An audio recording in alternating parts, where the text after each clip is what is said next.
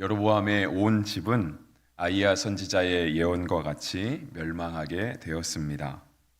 이는 선지자를 통한 하나님의 통치하심을 보여주는 것입니다. 그래서 진정한 통치자는 왕이 아니라 하나님이심을 열왕기는 우리에게 말씀하고 있습니다. 북이스라엘을 건국한 여로보암이 죽고 그의 아들 나답이 왕위를 계승하였습니다. 왕위의 계승은 별 문제 없이 잘 이루어진 것 같았지만 오늘 본문에 보면 실제로 백성의 반란이 일어날 정도로 나라 안에 어떠한 문제가 있었던 것을 볼 수 있습니다. 어느 날 북이스라엘의 군대는 블레셋과 접경하고 있는 기브돈이라고 하는 지역에 군사를 주둔시켜 놓았습니다. 그 이유는 기브돈을 다시 빼앗기 위함이죠. 그러니까 기브돈이라고 하는 지역을 다시 탈환하기 위함이었습니다. 그곳에서 나답이 온 이스라엘 군대를 모아놓고 전쟁을 준비하고 있을 때 바아사라고 하는 사람이 왕을 모반하여 나답을 죽이고 스스로 왕이 되었습니다. 어떻게 전쟁터에서 신하가 그러니까 함께 생사고락을 함께하는 전우라고도 할 수 있는데 그가 왕을 죽이고 그러니까 군사령관이자 최고 통치자였던 나답을 죽이고 왕이 되어야만 했는지 물론 우리는 그 내부적인 이야기를 잘 알 수는 없습니다. 하지만 분명 북이스라엘 나라 가운데 전쟁터에서 생명이 오고 가는 그러니까 우리나라 군대가 이겨야 나라가 살아남게 되고 또 나라가 더 부국강병하게 되는 그런 절대절명의 기회의 순간에 있었지만 북이스라엘 나라는 그 자리에서 왕을 모반하여 죽이게 될 정도로 큰 어려움이 있었습니다. 그리고 나서 바아사는 왕을 죽인 것에 끝나지 않고요. 여로보암의 집에 속해 있는 모든 남자를 다 죽였습니다. 어쩌면 그 반란에 성공한 혁명가라고 할까요? 그러한 사람이 당연히 해야 되는 행동일 수도 있기는 하지만 실은 행여나 있을지 모른 그런 또 다른 반란에 또 다른 불화의 불씨를 잠재우기 위한 하나의 안정화 계획이었을 것입니다. 그런데 어쨌든 이 일을 통하여서 여로보암의 집은 그 역사에서 자취를 감추게 됩니다. 이러한 북이스라엘의 나라의 역사는 실은 하나님의 계획하심 가운데 일어난 일이었습니다. 이 일은 아히야라고 하는 선지자가 이미 예언한 바가 있는데요. 우리가 이제 어저께도 보시고 또 그저께도 보신 말씀 우리가 14장 7절부터 11절까지의 말씀을 보시면 그리고 16절 말씀을 이어서 보시면 제가 읽어드리겠습니다. 여로보암에게 속한 자가 성읍에서 죽은즉 개가 먹고 들에서 죽은즉 공중의 새가 먹으리니 이는 여호와께서 말씀하셨음이니라 하셨나니 라고 되어 있으면서 하나님께서 여로보암의 집을 완전히 멸하시겠다라고 이미 아히야 선지자를 통하여 예언하셨습니다. 그리고 16절, 그러니까 14장 16절에 있는 것처럼 여호와께서 여로보암의 죄로 말미암아 이스라엘을 버리시리니 이는 그도 범죄하고 이스라엘로 범죄하게 하였음이니라 하니라라고 되어 있죠. 그래서 이스라엘의 온 나라가 이렇게 문을 닫는 것으로 하나님의 이미 말씀하신 예언이 있었습니다. 그리고 하나님의 말씀하신 것 같이 이스라엘 나라가 그러니까 여로보암의 왕조죠. 여로보암의 왕조가 문을 닫게 되었습니다. 그리고 나서 이제 우리는 이렇게 다른 유다 왕국에 대한 이야기를 보았습니다. 실은 이제 우리가 어저께 보신 내용은 북이스라엘에 대한 이야기가 아니고요. 남유다 왕국에 대한 이야기입니다. 그래서 오늘 25절을 보시면 우리가 함께 읽을 때 유다의 아사 왕 둘째 해에 여로보암의 아들 나답이 이스라엘의 왕이 되어 2년 동안 이스라엘을 다스리리라 하면서 갑자기 북이스라엘에 대한 이야기로 넘어갑니다. 그래서 실제로 오늘의 이야기를 아주 매끄럽게 이어가려면 우리가 이제 14장으로 넘어가서 오늘의 이야기로 그러니까 15장의 이야기를 잠깐 떼고 와야 됩니다.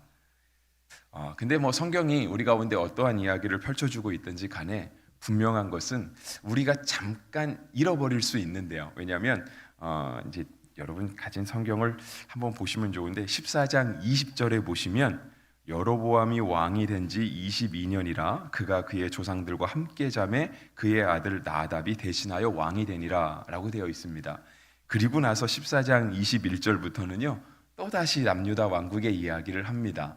그러니까 14장 20절에서 북이스라엘에 대한 이야기가 끝나고 너희 여로보암의 집이 멸망하게 될 거야. 이것이 그냥 있었던 일이 아니고 하나님의 사람 선지자를 통하여서 이미 예견된 일이었다가 14장 20절에서 끝납니다. 그리고 21절부터 15장 24절 그 사이 동안 유다 왕에 대한 이야기들이 쭉 흘러나오거든요. 그리고 15장 25절로 오는 겁니다. 여로보암이 22년 하고 그가 죽고 15장 25절에 유다의 아사왕 둘째의 여로보암의 아들 나답이 이스라엘의 왕이 되어 2년 동안 다스리니라 되어 있습니다. 그래서 우리가 성경을 읽을 때 성경이 물론 이렇게 그 나라가 두 개로 갈라졌으니까 두 나라의 이야기를 균형 있게 기록할 수 있습니다. 당연히 그렇게 할 수 있죠. 하지만 우리가 잃어버리지 말아야 될 건 무엇이냐면 잠깐 북이스라엘의 이야기 사이에 껴있는 남유다 이야기 또 다시 이어지는 북이스라엘 이야기 그 다음에 가시면 또 남유다 이야기가 나옵니다. 그래서 이게 번갈아 가면서 나올 때 앞의 이야기랑 함께 보면서 우리가 잊지 말아야 될 건 뭐냐면 하나님의 말씀하심이 하나님께서 선지자를 통하여서 그 각 나라 가운데 선포하신 말씀들이 유효하게 살아있다라고 하는 것입니다.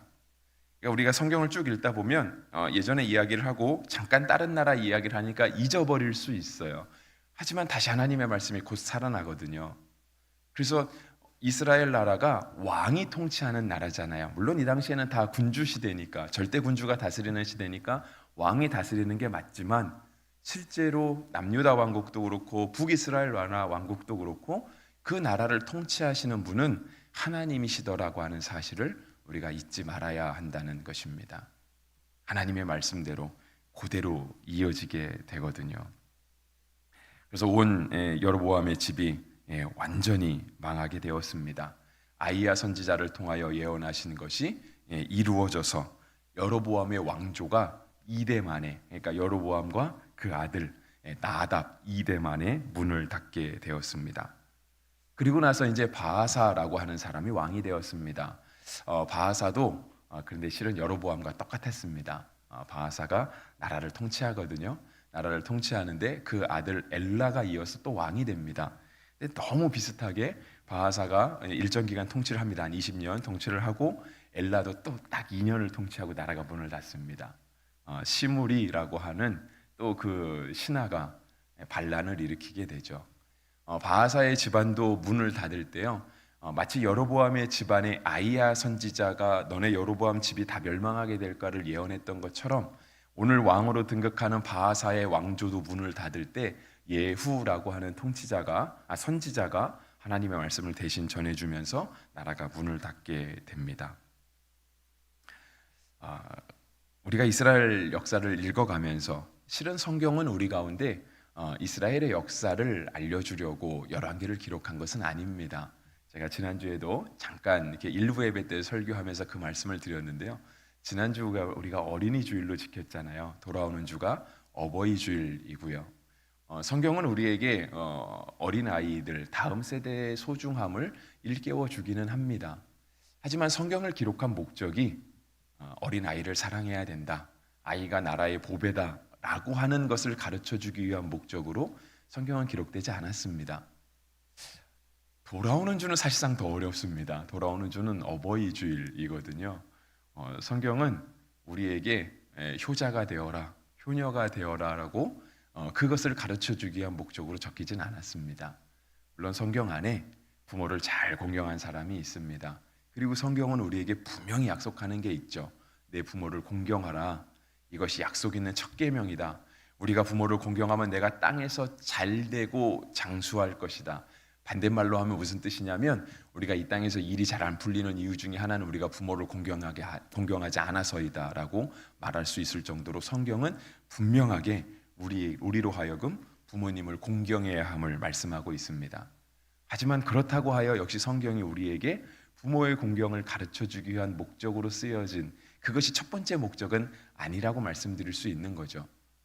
성경이 우리 가운데 기록된 목적의 제1 목적은 하나님이 누구신가, 예수 그리스도가 누구시고 우리가 하나님의 백성으로서 어떻게 살아야 하는가, 하나님의 위대하심을 발견하는 것입니다. 성경은 계속해서 반복해서 이 땅의 진정한 통치자가 누구인가, 정말 우리의 삶을 주관하시는 분이 누구신가를 우리에게 보여주기 위한 목적을 가지고 있다라고 하는 것이죠. 잠깐 이야기가 딴 데로 간 것 같은데요. 열왕기의 목적도 마찬가지입니다. 열왕기가 우리 가운데 이스라엘의 역사를 가르쳐주기 위함은 아닙니다. 만약에 우리가 열왕기를 통해서 이스라엘 역사가 그렇게 소중하다라고 한다면 우리가 이스라엘의 왕의 목록들은 어느 정도는 외우고 있어야 될 것입니다.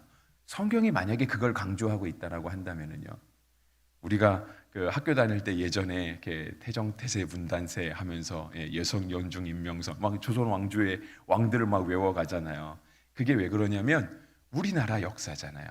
우리나라 국민이 우리나라 역사를 아는 것은 중요한 일이거든요. 그러니까 이렇게 마치 막 앞 글자만 따서 외워야 되는 거예요. 근데 우리는 성경을 읽으면서 우리는 이스라엘의 왕의 이름을 외워볼 생각하지 않았거든요. 이스라엘의 역사가 중요한 것이 아니라 이스라엘 나라를 다스리시는 하나님을 발견하는 게 중요한 것입니다. 역시 우리의 삶도 마찬가지죠. 역사는 반복된다 그러잖아요. 이스라엘 나라를 통치하신 하나님께서 대한민국은 통치하지 않으시겠습니까? 당연히 우리 하나님이 이 나라 이 땅도 통치하시는 거죠. 대한민국만 통치하시겠습니까? 열강을 통치하시죠. 가난한 나라도 부한 나라도 힘이 있는 나라도 힘이 없는 나라도 심지어는 나라를 이루지 못하고 소수민족으로 살아가는 사람들의 모든 역사까지도 하나님은 통치하시고 다스리십니다. 단지 보이지는 않을 수 있습니다. 오늘 여로보암의 왕조가 문을 닫게 될 때 그것을 말해준 사람이 아이야라고 하는 선지자이었습니다. 선지자를 통해서 대신 말씀이 전해졌거든요. 그러니까 사람들이 들을 때 저건 사람의 말이야라고 들을 수도 있었을 것입니다. 그런데 하나님의 사람을 통하여 선포된 그 말씀이 살아있더라 하는 것입니다. 왜냐하면 그것이 사람의 말이 아니라 하나님의 말씀이었기 때문에. 그리고 그 말씀이 살아서 우리는 잠깐 잊고 있었지만 14장 20절에서 마치 북이스라엘 역사가 잠깐 뒤로 숨어 있는 것 같아서 잊어버린 것 같았지만 15장 25절에 와서 그 묻혔던 하나님의 말씀이 다시금 언제 죽었냐는 듯이 살아서 역사하시면서 여로보암의 왕조를 통치하셨다라는 것을 발견하게 됩니다. 반복되는 역사 속에서 우리는 하나님을 발견할 수 있는 지혜의 눈을 가져야 할 것입니다. 이후 계속해서 우리가 열왕기상을 새벽 예배 시간을 통해서 볼 겁니다. 계속해서 반복됩니다. 그 가운데 과연 이 왕이 하나님 앞에 올바로 살아가고 있는가? 과연 이 나라의 통치가 하나님 앞에 온전한가를 우리는 늘 점검해 봐야 할 것입니다. 그러면서 마치 남의 나라 역사를 읽는 것처럼 그때 누가 잘못했네, 그 사람이 참 나쁘네 라고 이렇게 성경의 지식을 하나 배워가는 것이 아니라 그렇게 이스라엘 역사를 다스리신 하나님이 오늘 우리의 삶을 다스리시고 그렇게 이스라엘의 왕을 살펴보시는 하나님이 오늘 우리의 중심을 살펴보시면서 우리를 향해 동일하게 말씀하시고 계시다라는 사실을 우리가 기억해야 할 것입니다. 마찬가지로 우리가 오늘 온 가족의 순 새벽 기도회로 하나님 앞에 왔습니다. 우리가 자녀들에게 가르칠 것도 그것이고요. 우리가 함께 신앙생활하고 있는 우리의 지체들에게도 함께 나눌 것은 사실상 이것입니다. 하나님의 살아계심, 하나님이 오늘도 우리를 인도하시고 하나님께서 우리의 모든 삶을 주관하신다라고 하는 사실입니다. 특히 부모는 자녀에게 인생을 가르쳐주지 않습니까? 먼저 살아왔기 때문에 부모가, 아빠와 엄마가, 아버지와 어머니가 먼저 인생을 살아왔기 때문에 이제 막 인생을 살아가고 있는 자녀들에게 삶은 이런 것이다, 이런 경우에는 이렇게 하는 게 좋다라고 가르칩니다. 때때로 우리가 너무 잘 가르쳐주고 싶어서 했던 말 또 하고 틈만 나면 또 하고 해서 자녀들이 잔소리로 들을 때도 있기는 합니다. 근데 그거는 우리도 어렸을 때 부모님의 말씀을 잔소리로 들었던 것처럼 우리의 자녀들도 그런 것은 어쩌면 당연한 것 같습니다. 역사가 반복되듯이 사람의 삶도 사실상은 늘 거기서 거기니까요.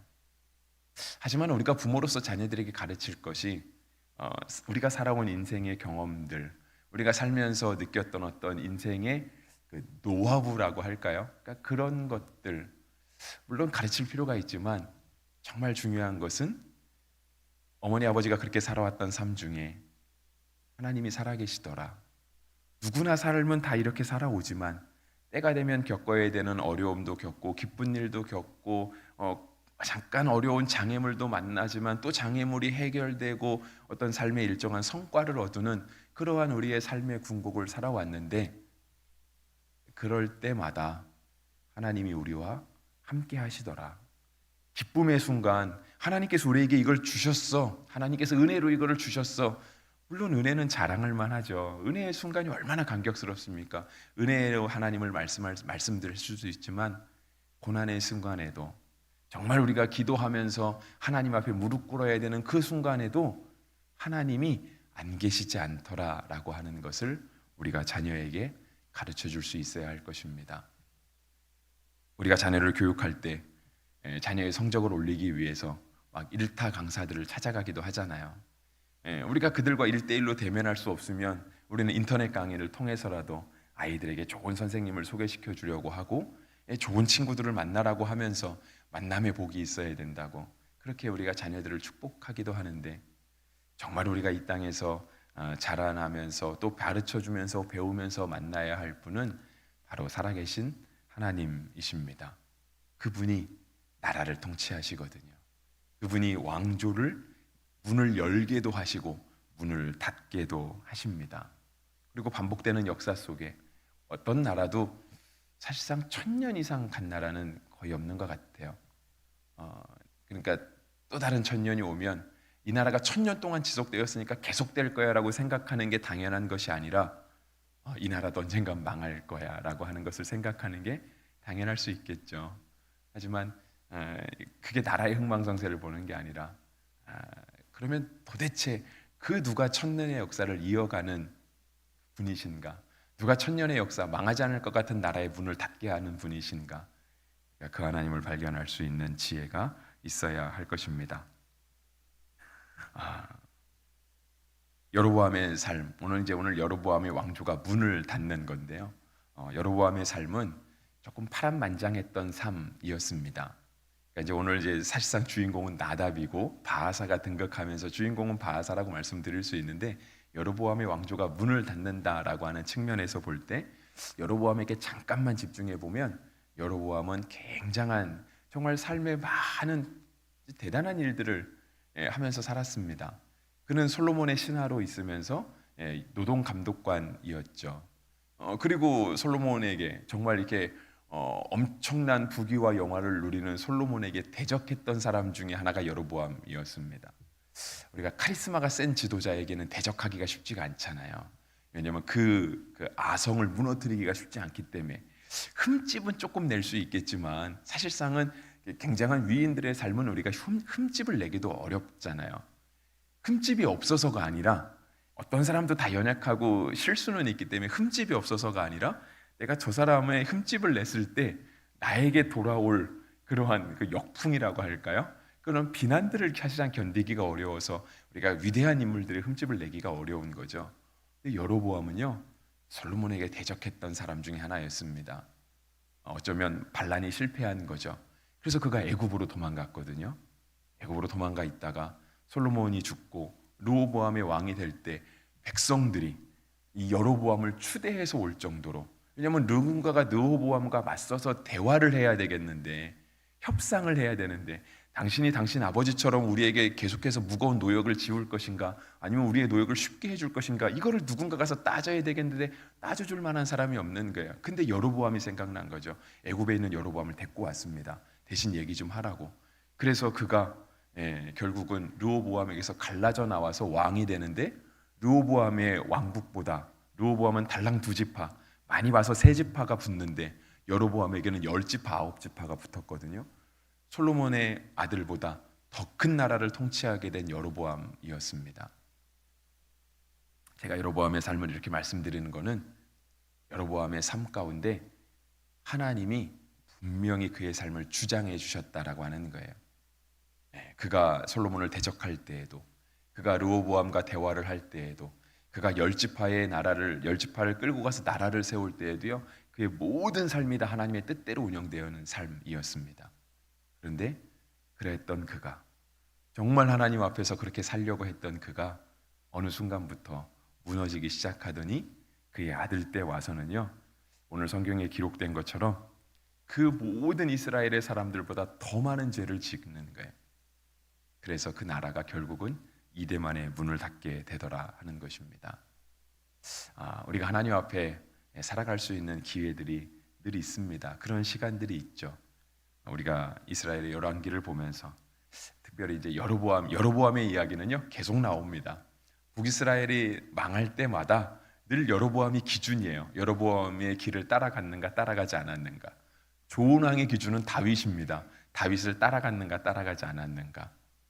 그런데 성경이 그래서 우리에게 두 인물을 띄우려고 하지만 실제로 성경이 우리에게 보여주는 것은 그가 결국은 누구를 본받아서 하나님 앞에 온전히 살아갔는가, 그가 누구를 본받아서 하나님 앞에 무리하게 살아갔는가, 성경은 그걸 우리에게 강조하시거든요. 그래서 우리가 계속해서 열왕기를 바라보실 때 하나님을 발견할 수 있게 되기를 바랍니다. 나답이 죽고 바하사가 왕이 되는 것도 하나님의 뜻이었습니다. 어제가 마무리되고 오늘의 새로운 하루를 맞이하게 된 것도 하나님의 뜻이고요. 새로운 한 주를 맞이하게 되는 것도 5월을 살아가고 6월을 살아가는 것도 다 하나님의 뜻 가운데 있습니다. 그 하나님 앞에 우리가 온전히 살아갈 수 있는, 여로보암이 살아갔던 파란만장했던 삶들과 우리의 삶도 크게 다르지 않을 텐데 그 가운데 하나님을 기억하며 살아갈 수 있는 우리 모두가 되기를 주의 이름으로 축복합니다.